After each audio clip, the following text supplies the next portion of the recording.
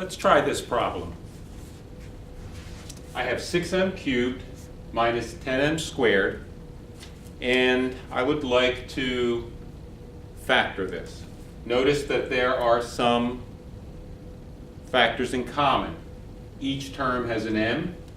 Matter of fact, each term has a pair of m's, and 6 and 10 also share a common factor. So to begin, let's factor each one of these terms. So 6 can be written as 2 times 3 times m times m times m minus, and 10 can be written as 2 times 5, and m squared is m times m. We draw a set of parentheses, and now we look through these two terms for what they have in common. This first term has a 3, the second term does not, so I can't factor out a 3.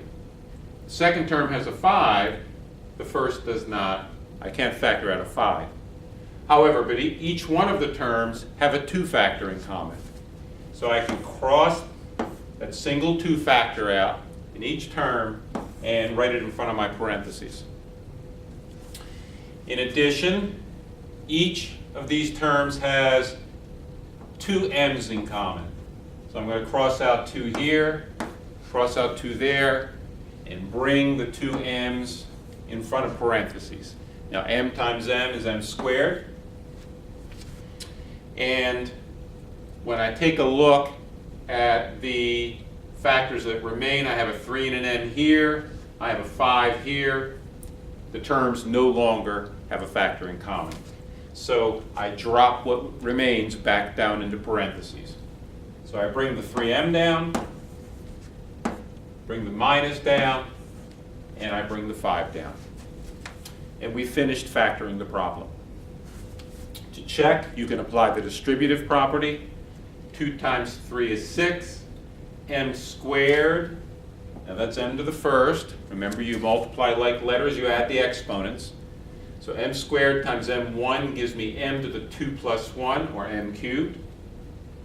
And I have 2 times a negative 5, which is a negative 10. M squared, it checks.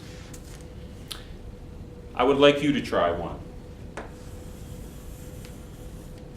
Let's see you factor 4m cubed minus 8m. Pause the video, and when you think you have your final answer completed, turn the video back on and we'll go over it.